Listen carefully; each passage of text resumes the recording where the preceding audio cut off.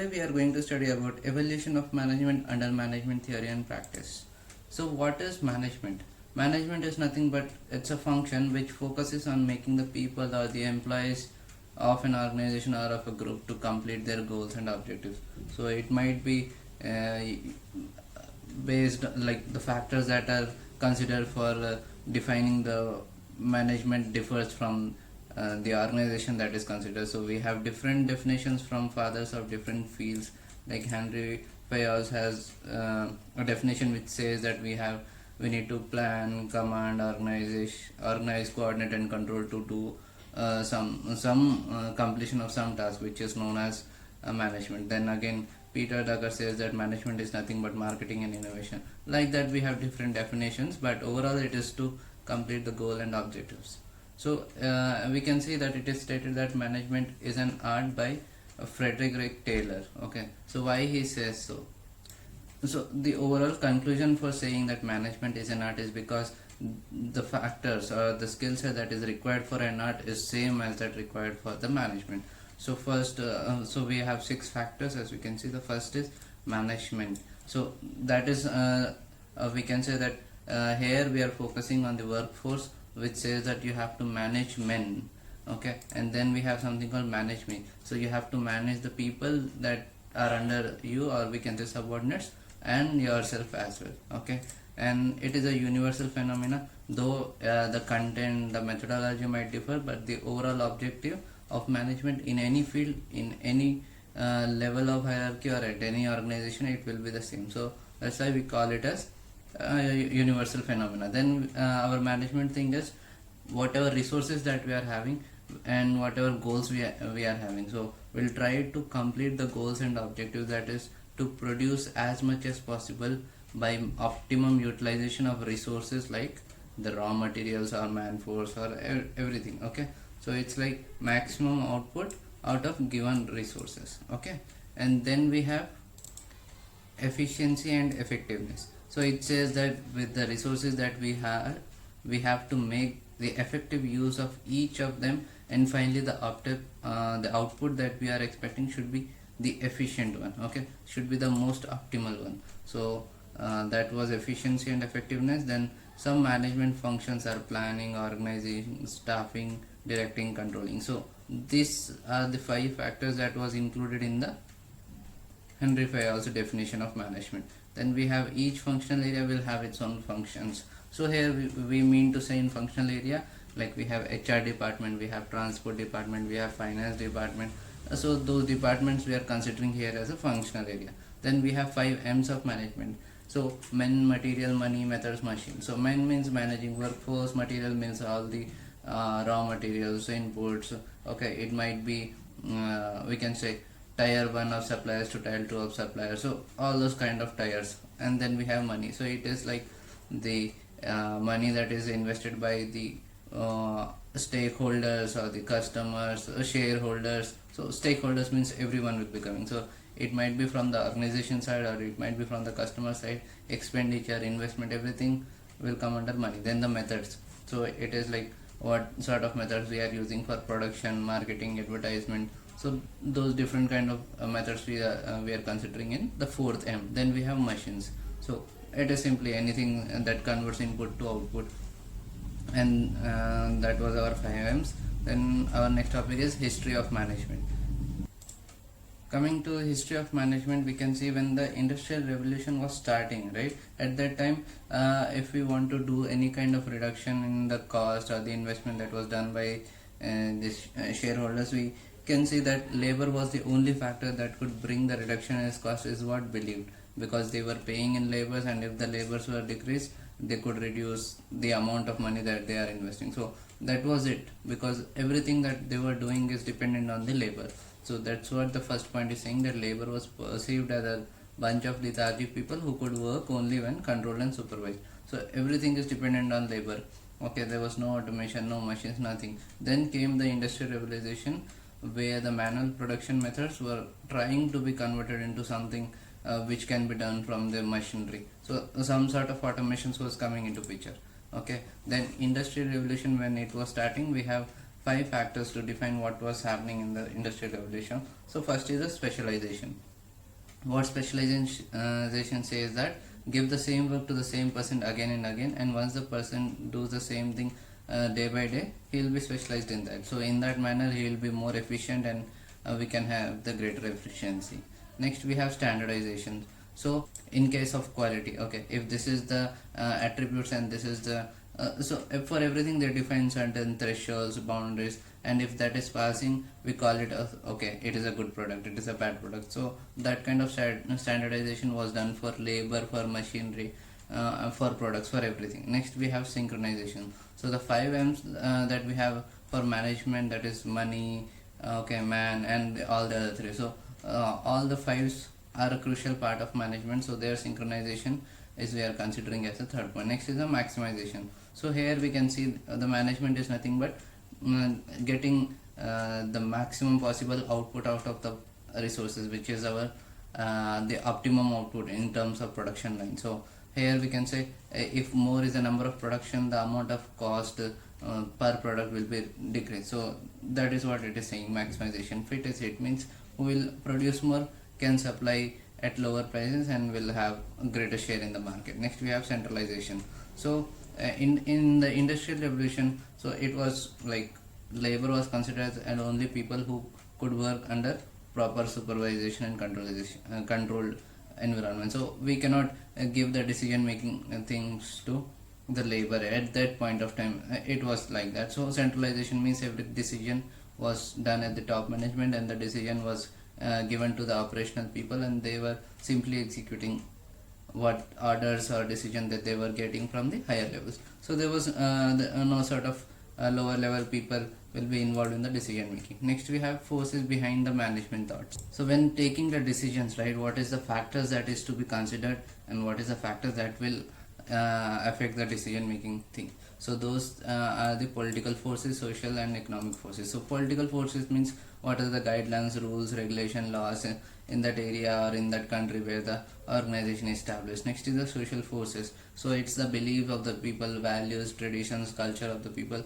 So because if one product is launched and it is sent to some other country, there might be some other things which is not suitable, like product cannot be launched in the other countries because of like the way they read or the meaning of that word in their country. So there can be various reasons, like we have in case of Nirma, we have in case of Wix, so which were failed when got into the different countries. Then some changes were done, and then the products were successfully used by the people. Then economic forces is like the market share, okay, then private ownership of property, economic freedom, so all the economic factors. So these are the some of the forces that affects the decision making of the management.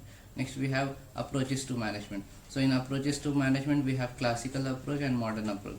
So in classical approach we have three methods. First is the scientific management. So here this term itself is saying scientific management means everything that is to be done must have some or the other logic. Okay, scientifically we'll do everything. So here we had time and motion study, which says that the motion should be reduced and time should be reduced, the effort, the amount of time that is spent on each product, if that is reduced, we can have more number of products created in small amount of time. So how to reduce and how to reduce the effort, the motion, the time, all that is studied under the time and motion study. Next is the differential piece rate plan. So here it was what we can say, the employees were encouraged by paying more on the number of products that they were doing. For example, if we have, suppose 10 rupees will be given for each product if they do 5 products per day, so it means 10 into 5, 50. But if they if any labor, okay, he generates only 4 products per day, so instead of giving him the actual 4 into 10, 40, he will be paid 8 rupees for that.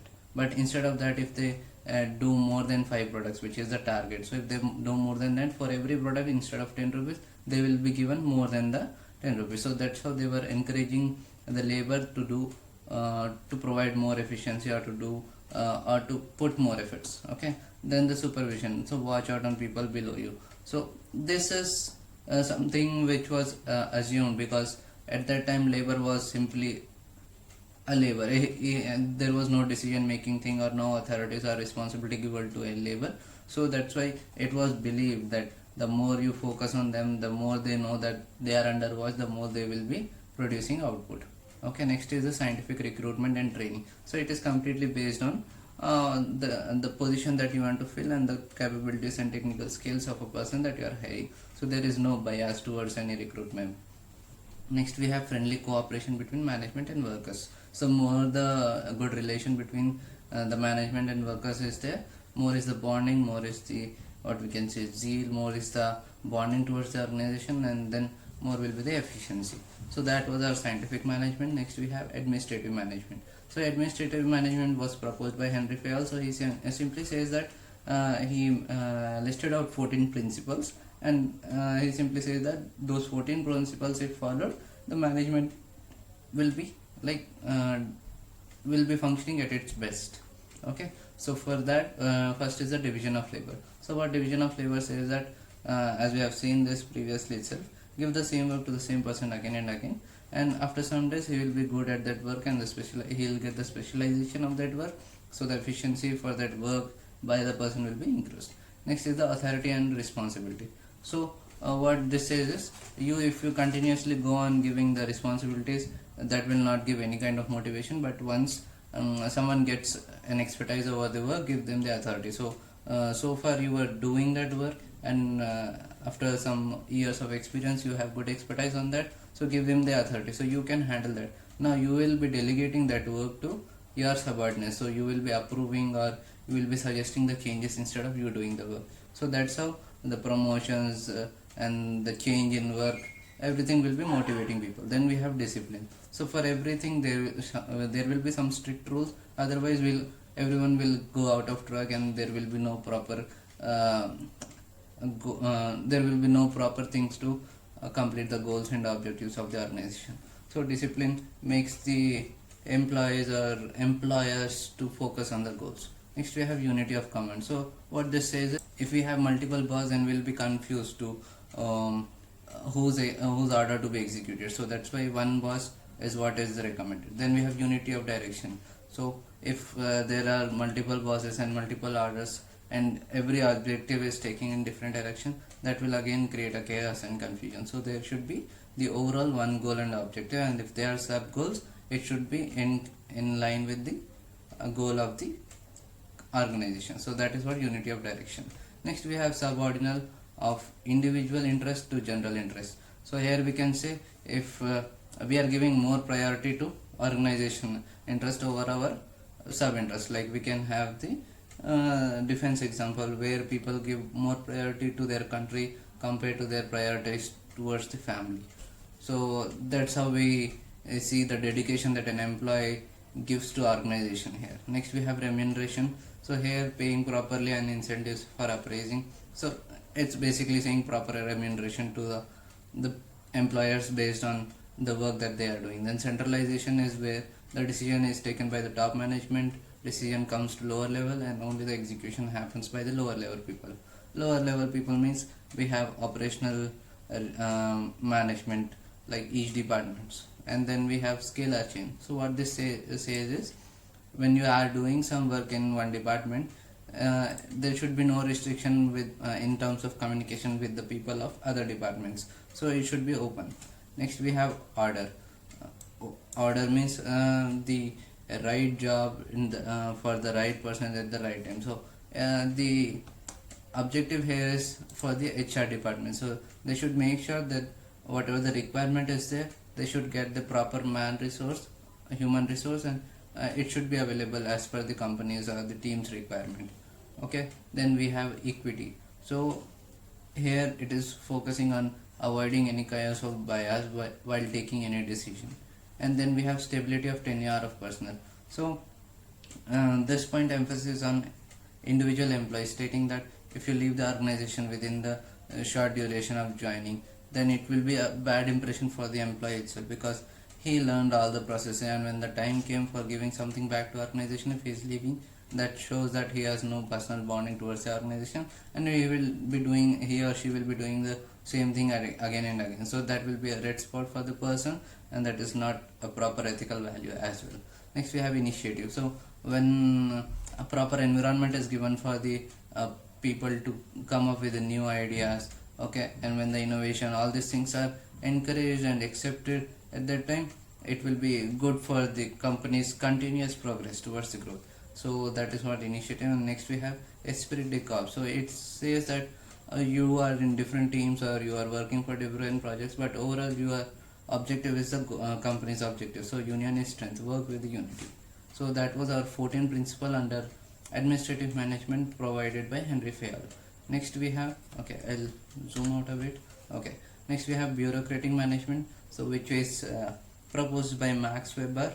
So this will be our final what we can say management in the classical approach. Then we'll go towards the modern approach, which has again two more management methods that will cover. So our approaches will be done.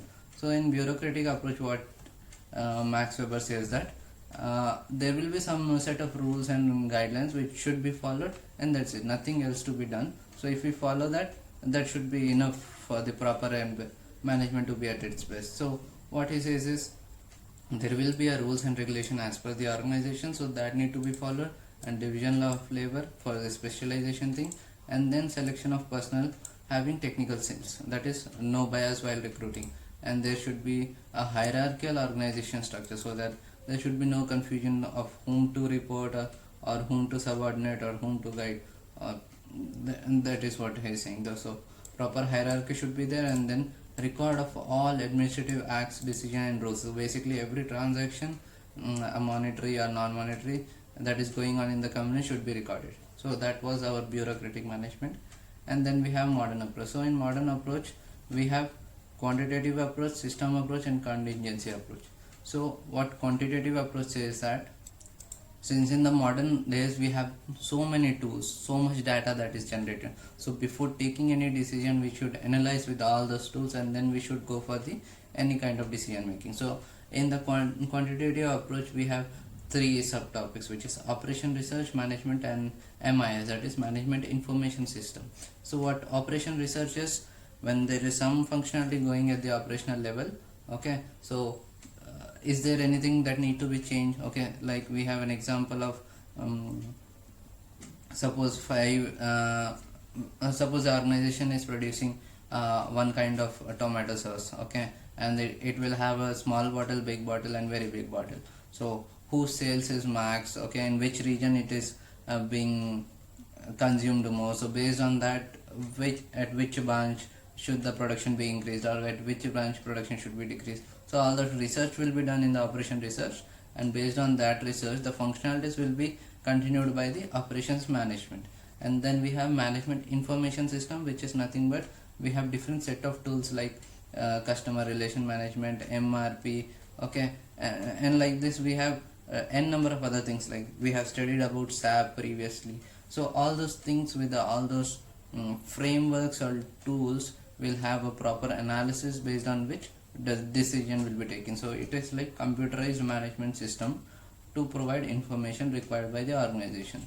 So that was our modern approaches. And next we have system approaches, a system approach. So what this says is we should not treat department as a separate entity. All the departments are as part of a single system, okay. So if something is going wrong with one department, it will affect all the other departments. So we should treat all the departments as a part of a single system, okay, that's it. So all that is nothing but a single system. So if something happens in one department, we should make sure that it is corrected then and there, and taking all the departments in a coordinated manner, so it's like a system is working proper. So that's how system approach wins.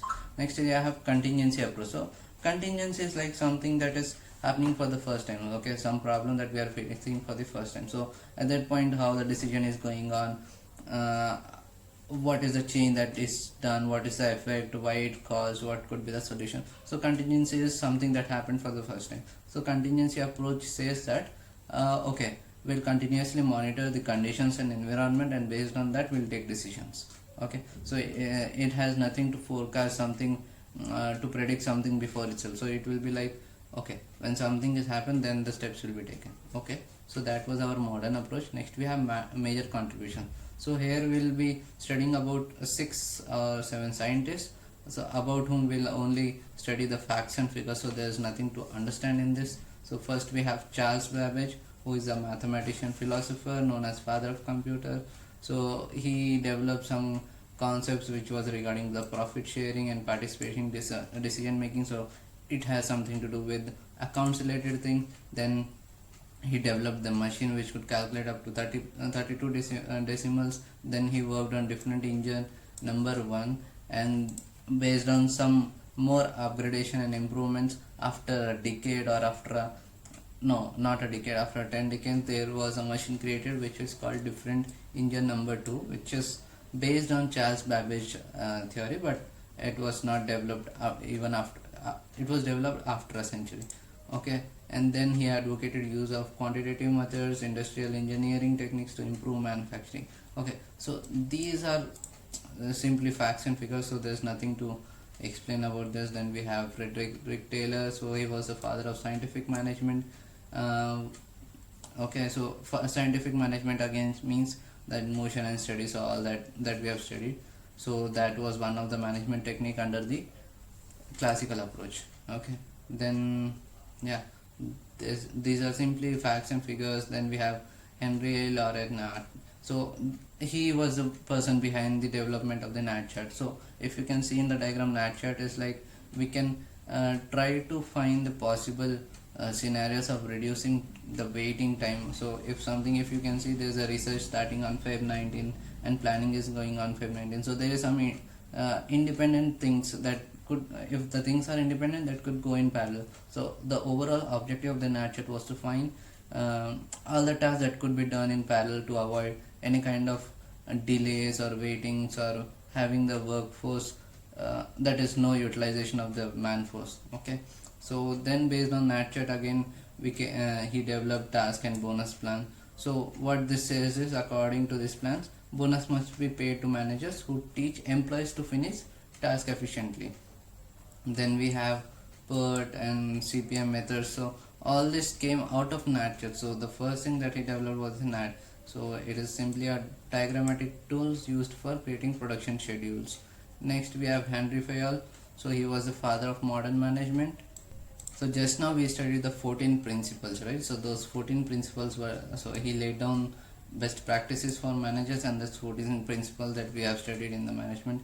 Then we have Robert Owen, who was the proponent of human resources management. So again he has his philosophy, but he was known mostly for the development of this behavioral approach of management. Then we have Max Weber, who again emphasized on having the proper hierarchy of the organization. Then he stated that there could be three kinds of organization.